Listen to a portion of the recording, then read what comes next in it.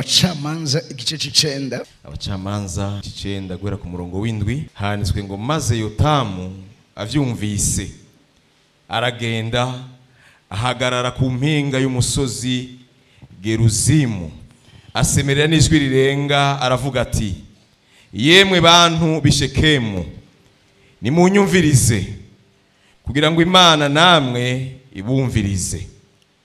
Kera ibiti vyari bigiye kwiyimikira mu mwami wo kubiganza bibarira igiti cy'umwerayo biti bari wewe utuganza. Umwerayo uravyishura uti mbegaho noheba amavuta yanje kandi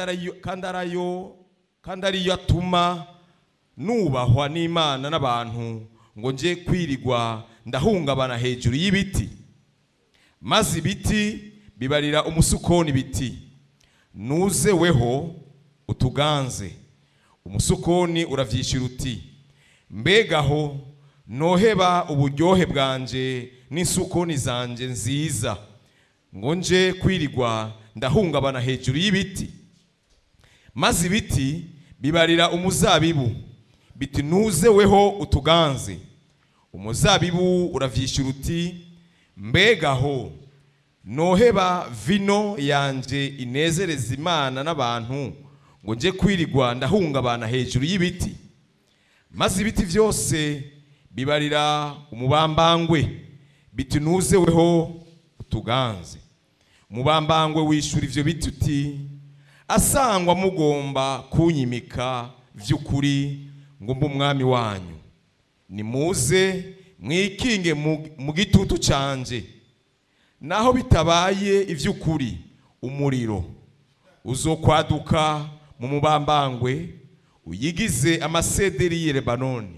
Nkomeze ego. Yotamu yungamwo ati mbegaho mwakoze ivy'ukuri nibibereye kwimika Abimeleki aho mwagiriye neza Yerubayali n'abinzu yiwe mwamwishuye ivyo yarakwiriye. Data ko yabagwanira ahevye amagara yiwe akabakiza akabakura mu maboko y'Abamidiyani. None mwebwe ko mwakuriye hasi inzu yiwe mukica abana biwe 70 mukabakererera kuri ryabuye mukaba mwimitse Abimeleki umwana w'umuja wiwe kuko ari mwene wanyu kugira ngo abe umwami w'Abishekemu. None rero asangwa mwakoreye Yerubayali n'inzu yiwe ivy'ukuri nibibereye enda nimunezeregwe Abimeleki nawe abanezereregwe. Naho bitabaye bityo umuriro nuve kuri Abimeleki uyigize abantu b'Ishekemu n'abinzu ya Milo.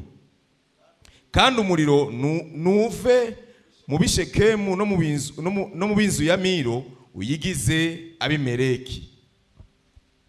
Maze Yotamu aca yiruka arahunga Ajiberi abayo kuko yatinya Abimeleki mwene se.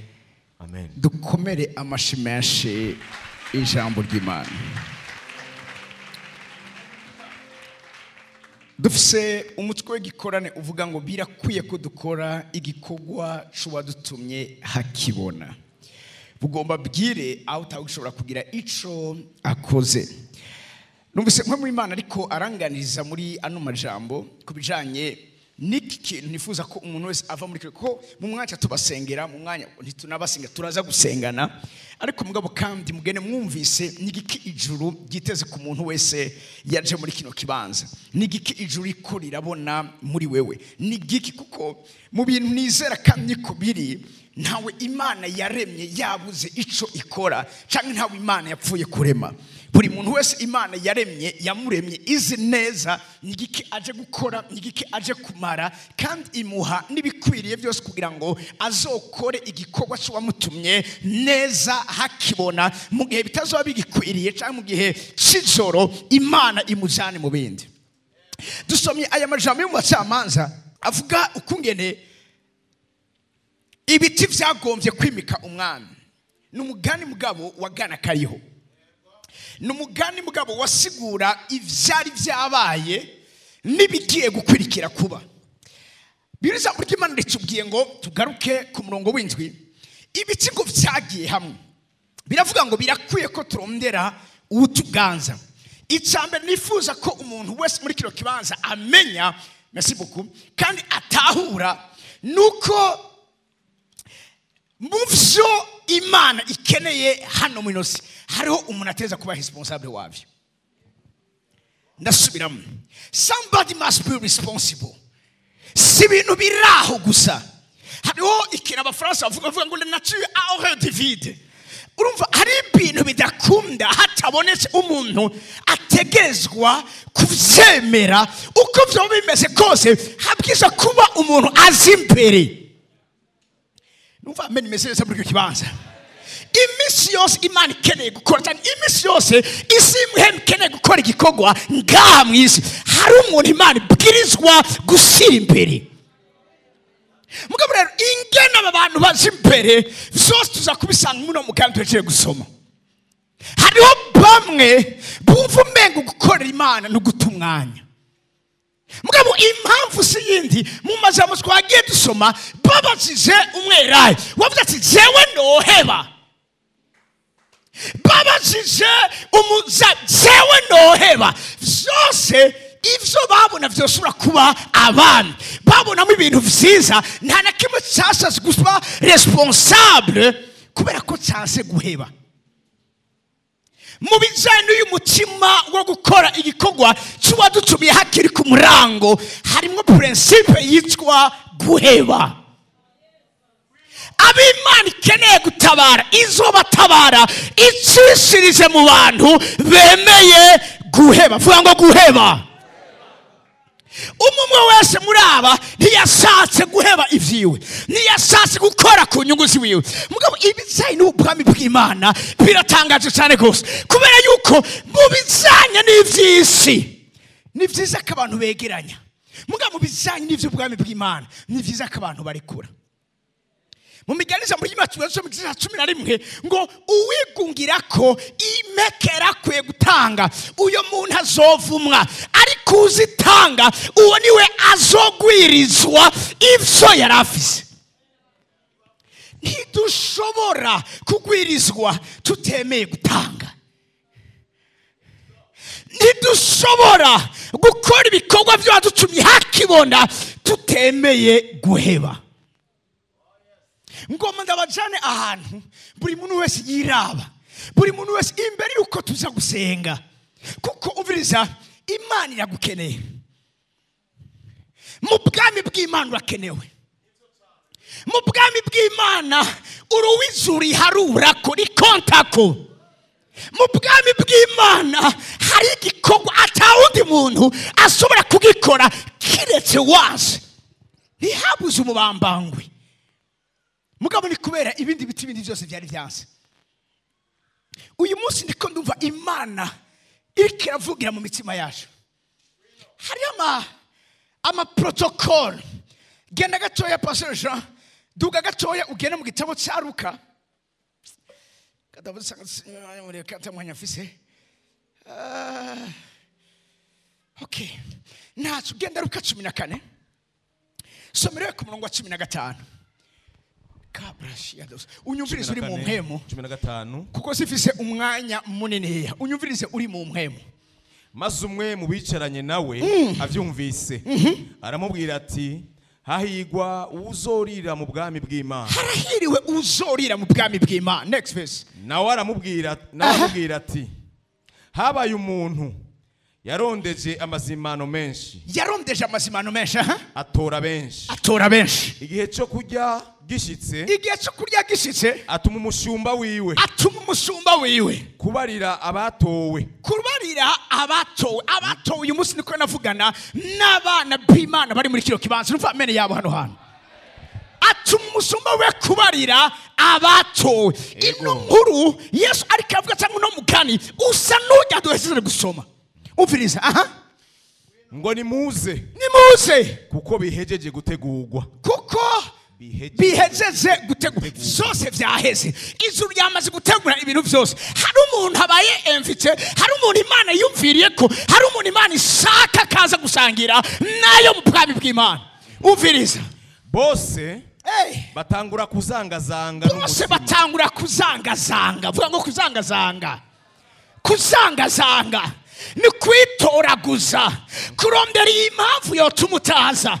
Urazi iminsi yose nta muntu yashatse icyitwazo yakibuze. Nari mfite icyitwazo kutabaga. Iki ni igikorane cya kane.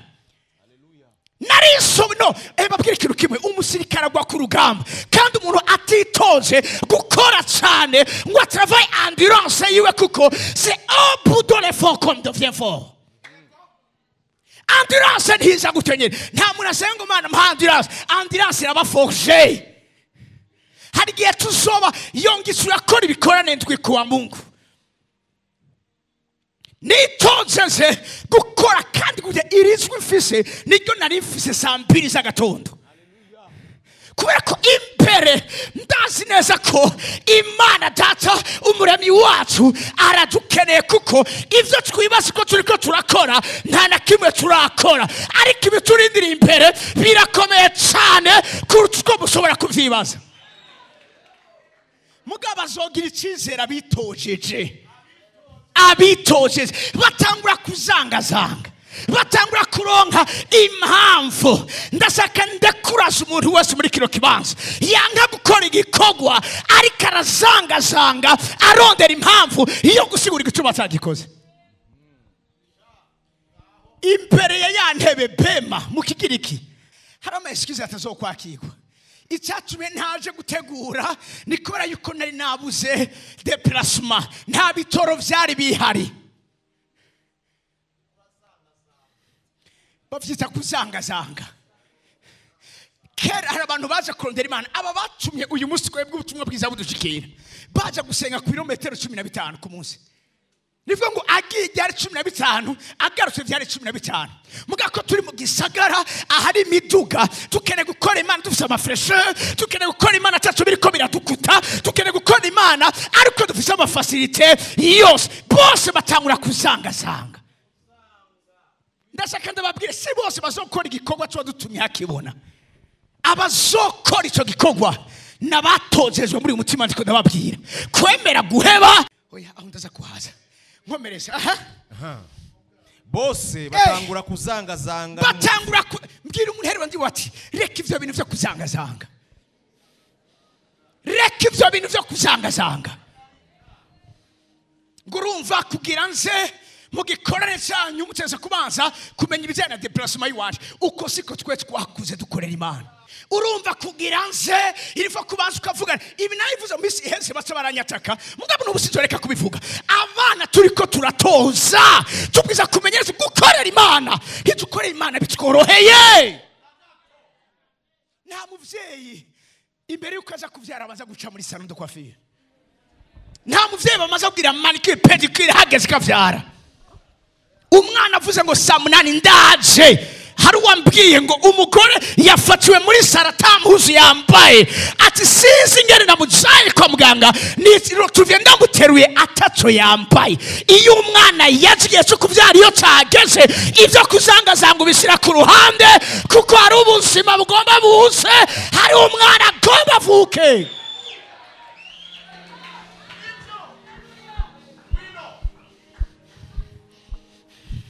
Hari ibintu listen to this, hari ibintu hazopfa bishop, nizera ko wetu uri kumwe. Hari ibintu muri kino gihe ishengero rikurageza kwiyakomoda kugira ngo rishobore kuronka abantu abo nabatagira amavuta. Kugira ngo dushobore kuronka abajene muri kino gihe ifo ko twemera ko basuka, ifo ko twemera ko bambara amadeshire, ifo ko tubemera uko bameze, kugira ngo tubabwire ubutumwa bwiza. Bidusaba kugwa kugira ngo dushobore kubarekipera, kugira ngo basubire kutumba. Hasigaye hari ama featuring n'abasani.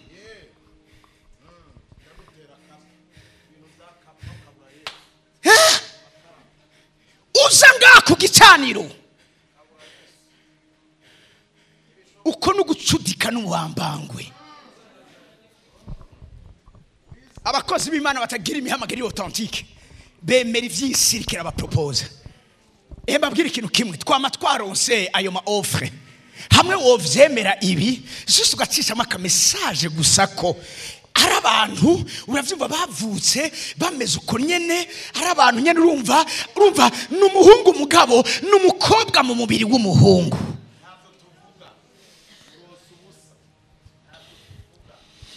Bamwe bakavyanka kubera ko urumva yoba ari persecution. Mbabwira ikintu kimwe, amakangura akomeye isi yamenye yabaye mu bihe vy'ihamwa. Iyi shengero ubiriza on doit s'imposer. Hari ibintu bidakunda, sinzotumira udakizizwe ngo ari kubera kafisa abamukurikirana ngo azane public yiwe. Ntibikunda. Ahantu harezezwe, ahantu nahera, ntidushobora kuzana ikizira ahera.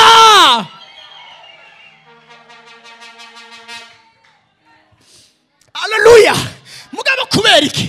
Kubera ko umuzabibu olive tree yanse kwemera responsibility, yanse kuriha ikiguzi.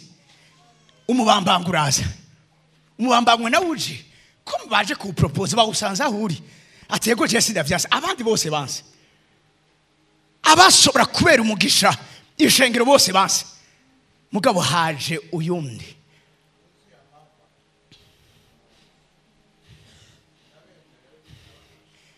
kuzangazanga.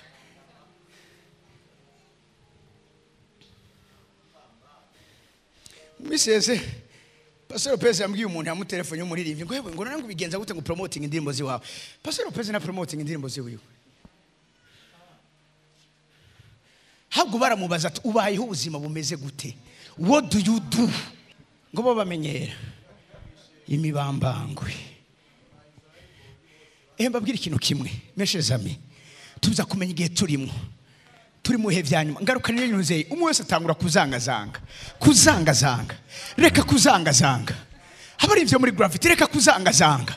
Kora igikorwa mu gihe gikwiriye no mu gihe kidakwiriye. Hari Imana ibona ibibera mu miso. Umunsi umwe izoba recompense birenze ivyo mwasengera. Mbabwira ikintu kimwe, reka mbasereshe gatoya. Si miso Imana idukorera ivyo twahisavye. Hari igihe iturengerezako. Nami ndayivuga muri kirutizo mu gatondo. Sinibaza ko Yosefu yasenze ngo Imana imugire premier ministre. Yosefu asenga yasaba Imana kurenganurwa, yasaba Imana kumurasubira iwabo, yasaba Imana justice. Mugiye manavuga ati sindaguha ivyo wasavye gusa, ndanaguha kuba segaba wiki gihugu ca Egiputa. Farao aramubwira ngo nta wundi munzu yanje azoba hejuru iwawe, ingoma yanje nizokuba hejuru gusa. Kubera iki? Yanse kuzangazanga. Iyo asaka ubuzima bworoshe yari kuryamana muka Potifar akaronka ama facilité yose, urazi ko umuhabara w'umugore wa chef nta nakimwe wobura. Mugabe ivyo abiravye hariho uyu murongo natsanze umareka w'ishengero awukunda cyane nkanje. Abaheburayo 11. Abaheburayo 11 twiruke. Mugabo uranyima zo kugaruka nga Bishop umwanya ndiko ndawuraba. Hallelujah. Hallelujah. Oh God. Heya. Genda ku murongo wa 20 dore kuri 23. Tumanuke gato dushikare kuri 20. Na gatandatu kugira ngo dukoreshe umwanya neza. Ukwizera niko kwatumye Mose. Amaze kuvuka. Anyegezwa n'abavyeyi biwe. Amezi atatu. Kuko babonye ko ari akana keza. Ntibatinya ibwirizwa ry'umwami. Uviriza, harimo ikintu cyo kudatinya. Harimo ikintu cyo kwiheba. Hari ikintu cyo kurekura. Harimo ikintu cyo kwanga. Aba bantu kudatinya icyagezwe cy'umwami bari bemeye gupfa. Kuko iyo Farao abimenya abantu bari kurara. Mugabo babonye umwana bavuze ngo babonye ako kandi ari keza. Muri commentaire biblique ivuga ngo bitegereje babona kazoza k'uyu mwana, ntibaravye isura yiwe, babonye kazoza kiwe, babonye destiny y'umwana, baravuga ati ivyo umwami yokora ntacyo bivuze, uyu mwana turamunyegeza. Komeza. Ukwizera niko kwatumye Mose amaze gukura yanka kwitwa umwana w'umukobwa wa Farawo. Vuga uti yaranze. Kumbe turashaka kutumva igituma yavyase, mugabo kwanka yari yasi ibintu byinshi. Iyumvira hamwe Donald Trump uyu munsi yo guhamagara kugira ngo ndashaka ndakwadopte ubu mwana wanje, wo kwanka. Donald Trump wo kwanka. Kubera ko juste kuvuga ego. Niva mani masam winje muri Maison Blanche. Kuvuga ego urose security ya mbere ikomeye mateka y'isi. Kuvuga ego ubukene wo busezeye. Hari ibintu tosubira gusengera, uravyumva? Mugabo Mose amaze gukurikira komeye cyane gose. Gukura vyamaye kugira conscience, kumenyane n'ikihe cyiza n'ikihe kibi. Ntushobora gukora igikorwa cyo gutumye hakiri ku murango utazi cyiza niki. Hari byinshi biza nka byiza. Mose kwemera kwitwa umwana w'umukobwa Farawo cyari ikintu cyiza.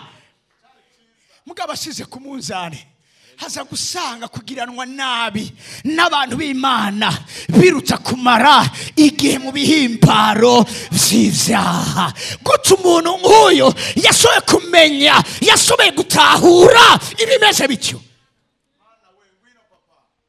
Subuzi bwose bwiza baguproposa ukeneye ku buzima bw'iwawe, sama facilite, sama promesse yose turonka. Gukura biguha kumenya neza. Somera umurongo wa 26. Kuko yiyumviriye yuko gucokoranwa na Kristo ari ubutunzi burengeye itunga ryo muri Egiputa, kuko yatumbera ingero azogererwa. Amen. Kristo ntaraza, mugabo Mose yamaze kumubona ko ari muri ico gihe. Kristo ntaraza, mugabo Mose yamaze. Urasi abantu bemera ubiriza gukurikira Imana, kwanga kuzangaza. Aba bantu bamenya ivyo abandi badashobora kumenya, abantu bamenya amabanga abandi batazi, abantu bayisuriga ivyo abandi batariko barayisurirwa. Bigenda gute Mose abone Yesu ataraza?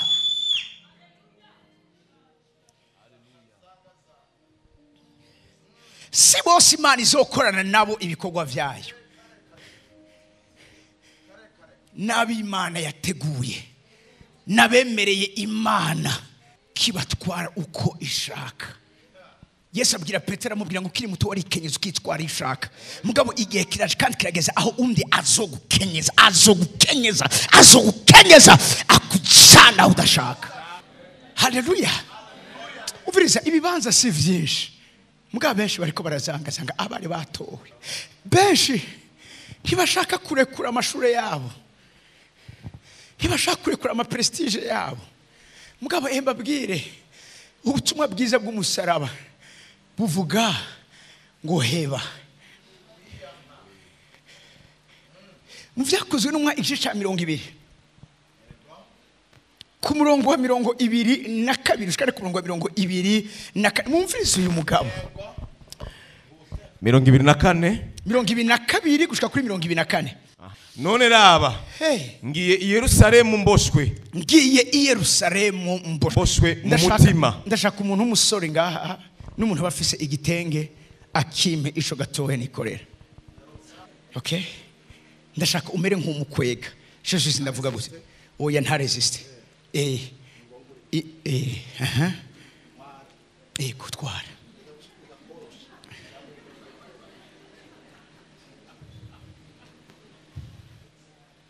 Avuze ngo eheraba ngiye i Yerusalemu.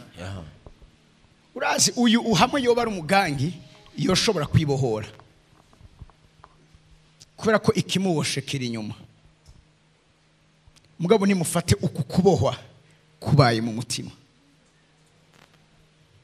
Ntavuze ngo mboshwe ku mubiri, avuze ngo mboshwe mu mutima.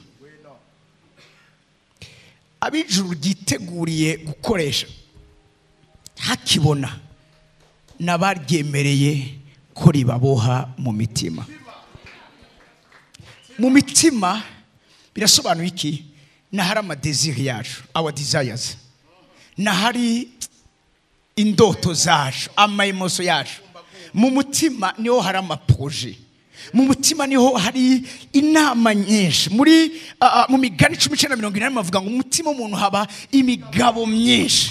Aho mu mutima hari imigabo myinshi, ngo ariko inama y'Uhoraho niyo nyine izorama. Bivuga ngo mu yandi majambo, ntagiye kuko abishaka, kuko impamvu atanagomba kujayo mugabo yaramaze kwemera kaboha mu mutima. N'umurongo baca basoma ukurikira, umva izigene basha bavuga gwiki kuri 23. Atari uko mpwemu yera anshingira intahe mu gisagara cyose yuko ingoyi y'ivyago bintegeyeyo. Ingoyi n'ivyago bigize iki? Bintegeyeyo. Iyo agiye, ntagiye ahantu bamwemereye akazi keza, ntagiye ahantu agiye kuronka ama avantage, ntagiye ahantu bamwemereye icubahiro, ariko ahantu bamujanye birivuze ngo hari ivyago, hari ingoyi bimurindiriye. Mugabo malgré ivyo vyose avuze ngo ngiye mboshwe. Haleluya. Ngiye mboshwe mu mutima. Ibyo azohura navyo mpemu Imana yabishingira intahe mu gisagara. Bose barabivuga azohura niba azohura nibi, ariko umviza conclusion kuri verse 24. Ariko simbabaye ubugingo bwanje nkaho rubw'igiciro. Simbabaye ubugingo. Mbwira umuntu rero bati simbabaye ubugingo bwanje. Ko muri ko muyivuga ati midimoti simbabaye ubugingo bwanje. Nkaho ari ubw'igiciro kinene. Suko butagira igiciro. Mugabo ivyo yeme kubishira ku ruhande. Yego. Anoce tubona birivuga ngo Kristo Yesu uwo naho yari Imana. Ngo yabonye ko kuringana n'Imana atari ibintu vyo kumirako. Ndashaka uyu mugoroba Imana iguhe kumenya neza ko hari ibintu bwizwa kurekura. Haleluya. Hari amasaha utegezwa kurekura. Hari amaprogramu bwizwa kurekura. Hari ibihe wemera ugateza kurekura. Kuko ntidushobora gukora ibikorwa vyadutumye hakibona tutemeye kurekura. Uku kurekura niko kuyihana. Uku kurekura niko guhindukira. Hari abantu muri kino kibanza Bishop Imana babwiye abagenzi babi barekura, mugabo ntibagomba kurekura, ntibikunda. Uyu munsi naje nk'umuvugishwa azanye imburi. Rekura. Rekura. Umumama umwe araza arambwira ngo maze igihe imyaka irenga sinibuka imyaka ambwiye mpembwa amafaranga atarayanje. Arambwira ati mwaho umutima wambuje amahoro mugabo numva nturekura. Ndamubwira nturapfuye nimba utarekuye. Hari abantu banga kurekura bikigendeka bakaza kurekura ari uko ijuru naryo nyene ryamaze kurekura.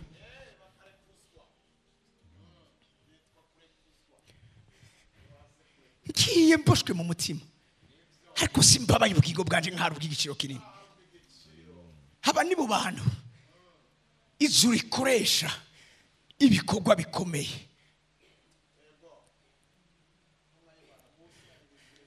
Hari ibintu biremereye. Simbabaye ubugingo bwanje nk'aho ubw'igiciro kinini. Kugira ngo ndangize urugendo rwanje n'igikorwa nahawe n'Umwami Yesu cyo gushinga nahe ubutumwa bwiza bw'ubuntu bw'Imana. Shaka usome no kuri 25. Ko mabishaka. Kandi none raba ndazi yuko mutazosubira kumbona mu maso. Arikararaga ndazi ko mutazosubira kumbona. Yego. Ndazi ko mutazosubira kunkubita ijisho.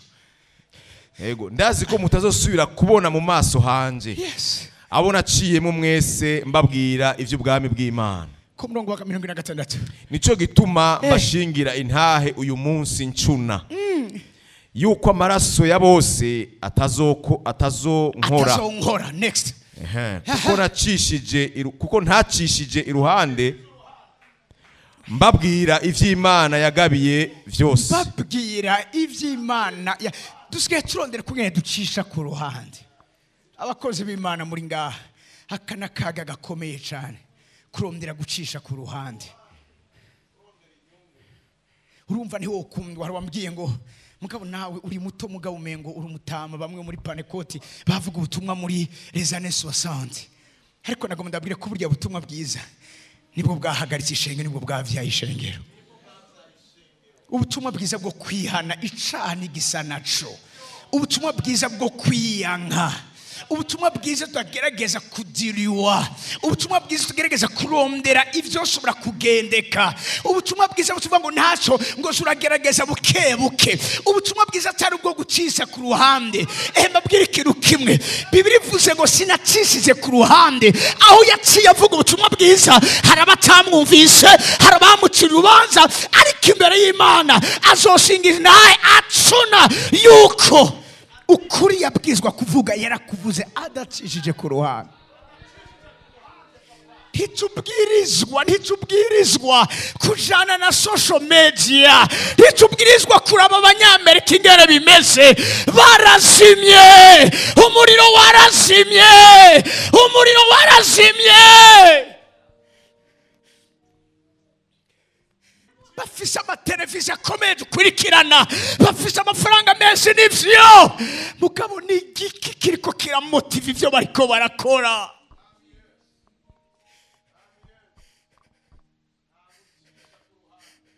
Sinzobazwa ivy'abandi, jewe ndi jewe kandi mbwirizwa gukora uko nahawe.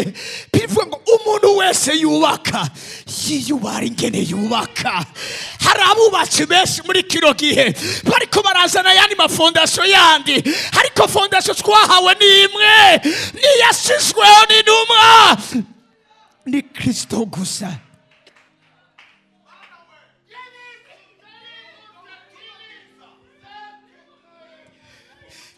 Ni Kristo gusa. Uyu Kristo ntiyacishije ku ruhande. Uyu Kristo ntiharondeye guhimbara abantu. Rimwe yabwiye abantu abwira ngo mwaryarya mwe, inyuma muboneka musazize nk'intama, ariko indani mumeze nk'imva zinuka umudu.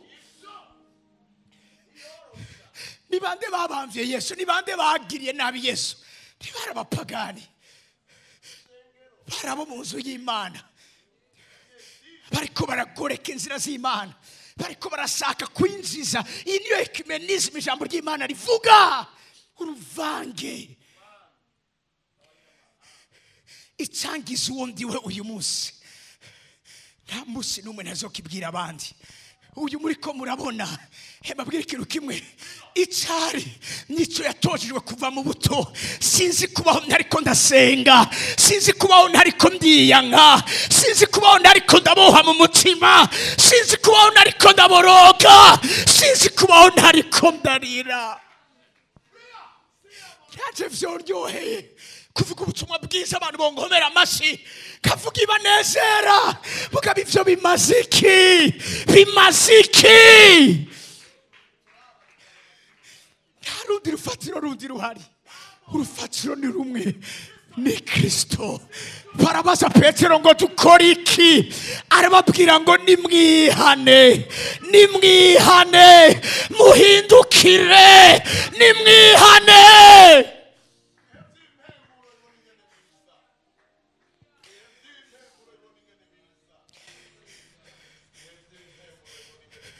Mose yabonye ko babazanywa na Kristo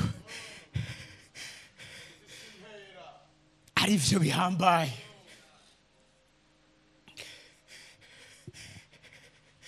Hari ijambo ndarisomye umutima wanje ugira ubwoba bwinshi. Kenda gato ya Pastor Jean muri Yesaya 26 ku murongo wa 17.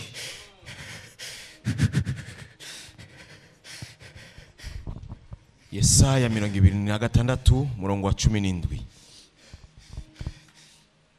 Nkuko umugore akuriwe amera, kuko umugore akuriwe amera. Umugore akuriwe, hari abantu bazi ko umugore akuriwe ingene amera.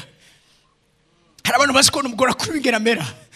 Umugore akuriwe ntaba ariko ariyumvira parcelle agiye kugura, ntaba ariko ariyumvira visa yo mujana mu Iburayi canke muri Amerika. Umugore akuriwe nta kindi kintu kiba gipreoccupye ivyiyumviro vyiwe uretse umwana agiye kuvuka. Ishengero twabwiza kuba focused ku mwana tubwizwa kuvyara. Ibindi vyose birefemera, ibindi vyose birarengana, biva ngo bisa guhambira umuyaga. Ariko nguko umugore akuriwe amera. Iyo umugore akuriwe barabivuga ngaha, igihe ciwe cyo kuvyara gishitse, ndebutse ko vyukuri igihe c'ishengero ry'u Burundi kuvyarira umwana ikanguro iki gihugu gikeneye n'iki gihe curimwo. Mugabo ni bande Imana ifise bagiye kuribwa n'ibise, ntibandi Imana ifise bagiye gutakishwa n'ibise, ntibandi Imana ifise bagiye kuboroga, baborogera quartier babamwo, baborogera abo batazi. Umunsi umwe narigeze kwibwira ishengero, nigeze kumara imisi 3 fise uburibwe mu magufa nashobora gusigura bidakunda ko ndyama, nkeneye kuryama nashira umutwe ku kibambazi kuko ubwo buribwe bwanjye cyane ari uko ngerageje kwicara canke kuryama. Mara imisi 3 naryama, ndiko ndasenga no numva Satani karanyongorera, harambwa ati ya Mana ukorera, ya Mana wahebeye ubuto bwawe, ya Mana wahebeye vya bindi vyose iremeye kukubabaza muri ubwo buryo. Numva mbwiye Satani kuko ryari ijwi ryiwiwe riko ntiyanyongwe, ndamubwira nti uko vyo bimeze kose nguma nizeye nka mbere. Sinasezerana Imana kwikunda mu bihe vyiza, nayemeye no kwikunda mu bihe bibi, mu bihe vy'ijoro, mu bihe vyo gutakishwa n'ibise, mu bihe vy'imibabaro, mu bihe vyo gutukwa, mu bihe vyo kwicwa amazina. Nico gihe naco narayemereye kuyikwirikira. Seze ndabaza Imana ni Imana kubera ikindi ko ndababara. Imana irambwira ngo hari umuntu ababaye uko nyene uri kurababara, hari umuntu naruhuriye uko kugereka ko umubabaro wiwe ntashobora kuryama, ntashobora kuhindukiza, ndashaka wumva umubabaro wiwe, umusengere wumva umubabaro wiwe.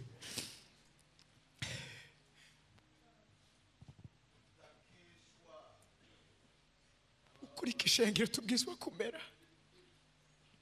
Ibi nivyo bidupemeta gukora ibikorwa vy'uwadutumye. Akibona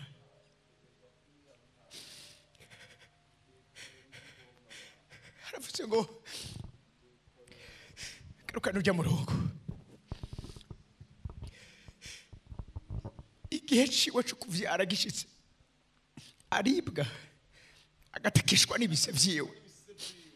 Bavuga ngo uko niko twari tumeze imbere yawe uhoraho. Birivuga ngo ishengero rya nyuma risoba rifise ubwiza kuri ishengero rya mbere.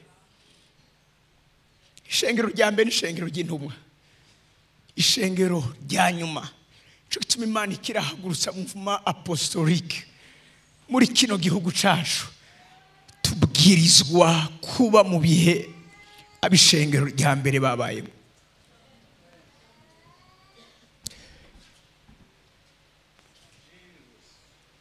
Nta numwe yapfuye aryohewe, nta numwe yabayeho anezerewe,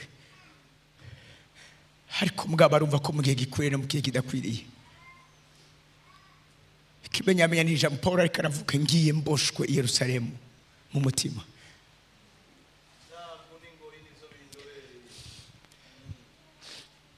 Garuka nujya murongo turangize. Niko twari tumeze imbere yawe uhoraho, ariko mumvirize 18. Twari dukuriwe, turaribwa, bimera nkaho twavyaye umuyaga gusa. Nta gakiza twazariye isi, kandi ntabo kuba mu isi bavutse. Abo kuba mu isi n'abatahura impamvu yabo yo kuza hano muri nose, n'abatahura ko icatumye bahaguruka bakita umuhamagaro ari naco giye gutuma bapfa.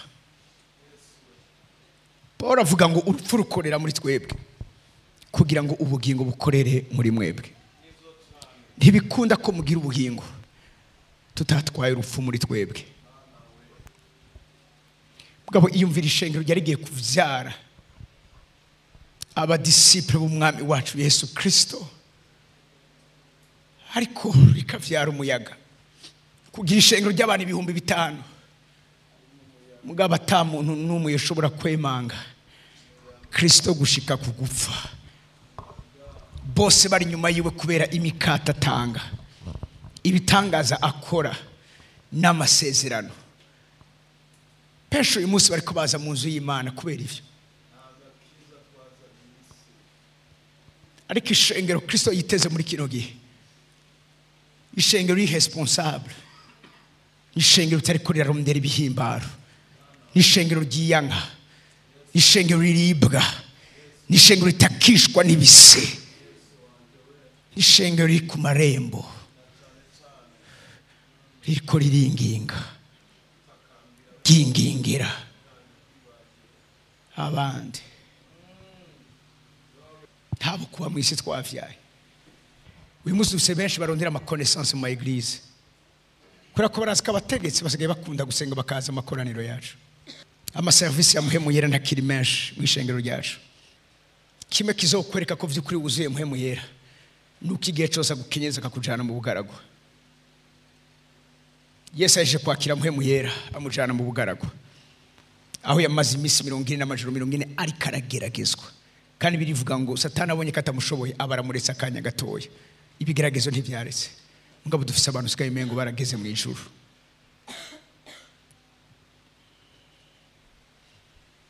Yo nitegereza kungena bera basigaye basenga. Ndibaza vy'ukuri si tuzovyara abo kuba mu isi muri kino gihe. Nitegereje kungena ishengero sigaye rideka. Ngo yarabivuze ntabesha. Sikese yukubesha. Mugabo abo yasezeranye amasezerano. Biri birambira abantu bapfuye bapfana amasezerano. Genda mubaza abakozi b'Imana bose batamuke amasezerano y'Imana. Ivyafuye kuba barateramye amasezerano yabo. Mose akibahamagara yababwiye igihugu bagiyemo barenga 3,000,000. Hashitse bangaye? Hashitse 2. Kubera iki? Kubera ko bashatse ibihimbaro vyabo. Kurya umuvyeyi amera niko natwe tugwiza kumera, atariko nishobora gukora ibikorwa vyo wadutumye. Narababwiye today matters most, tomorrow is not yours. The past is past. Ico ufise cy'agaciro uyu munsi n'uyu munsi nyene. Maximize.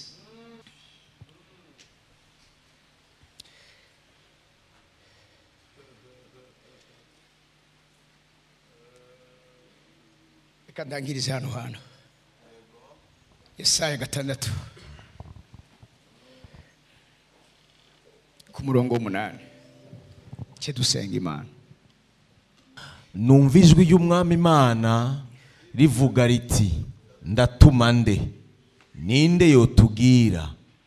Maze ndavuga nti, ndi hano, bari je utuma. Amen. Umunsi irijwe ndaryumva Imana ikirampamagara mu 2004. Reka ngerageze kudekriva ukungene ryari rimeze. Ryari ijwi ry'umuntu anezerewe. Ryari ijwi ririmo umutwaro n'agahinda n'umubabaro. Imana ikirarondera ivuga ndatuma nde? Who can go for us? Ninde yogenda ku bwacu? Imana ntizoza ngo ibikore hano. Nta Mana izoza kuvuga ubutumwa bwiza hano. Nta Mana izoza gusengera urwaye hano. Ariko hari abantu ibwirizwa gucaka, hari abantu ibwiza gutuma. Yesaya arishura ngo ndi hano nabari jewe. ntigukoresha kubera amashuri ufise, ntigukoresha kubera background yiwawe, ariko igukoresha kubera ko wumvise iri jwi. N'iri jwi uyu mwanya ariko ndavugira muri kino kibanza, whom shall I send? Ninde notuma? Ninde notuma?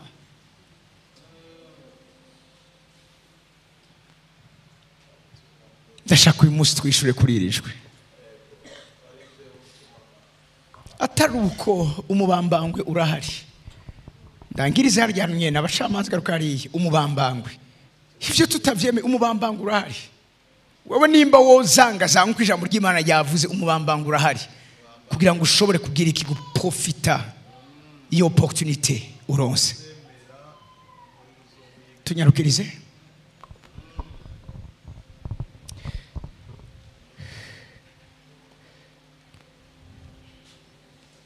Verse ya kangahe? Ice umurongo wa 15. Umubambangwe. Nimuze. Inge gato bishop. Hari abantu benshi bariko baritaba umuhamagaro w'uyu mubambangwe. Ariko ejo harakaga gakomeye cyane gusa.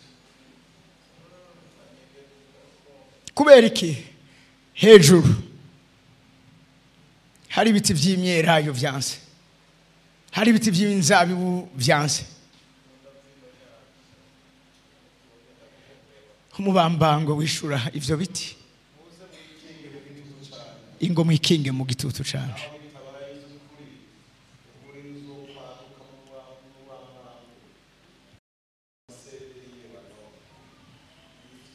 Haleluya. Tureke gutinyira amagara yacu, kuko umubambangwe wewe uriteguye kubakira. Narababwiye ndahejeje twugura kino gikorana hari dimanche, ico Napoleon Bonaparte yavuze, aravuga ati sinimba uyu munsi iri kirababazwa si kubera ububi bw'abantu babi, ariko ni kubera agacerere k'abantu beza, agacere k'imyelayo.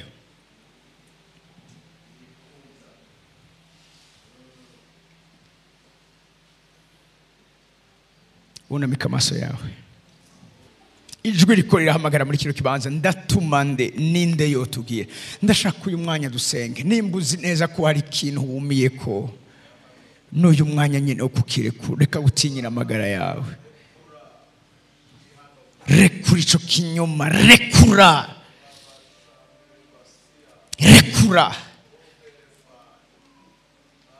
Nimba ari icaga ikunze kukwizingira, kubirivuga ngo mwiyambure vuba, nta mwanya dufise.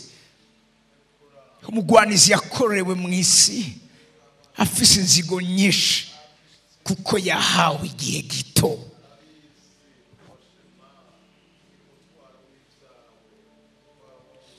Sego ubwira Imana uti Imana suka mu mutima wanje byuzuye umutima wawe.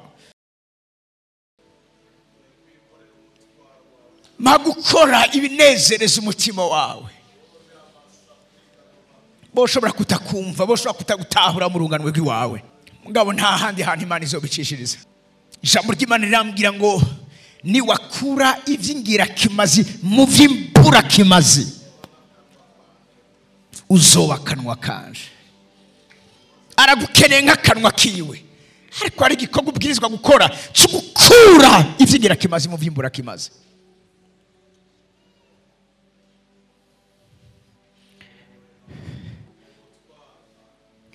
Ndashaka muri aka gacerere nyene inginga Imana yawe, umuremi wawe. Ngiye kwakira umwungere w'ishengero aturongore mu bihe vyo guhamagara Imana, kuko yabivuze turagiye gusenga. Witegure ko tugiye gusenga, turagiye gutaka nk'uko umugore ari kubisageze kubyara atakishwa n'ibisi. Kiri Imana ukigarukana rwa rukundo rwawe rwa mbere.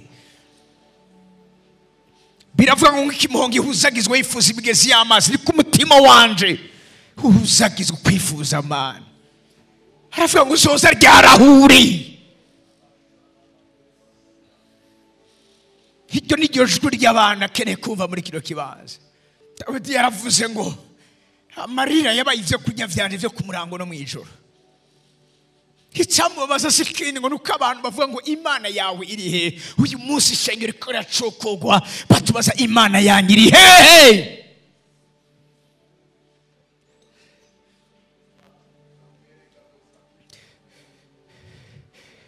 Imana yacu ntituyivugisha amajambo, ariko imana yacu turayerekana, turayigaragaza.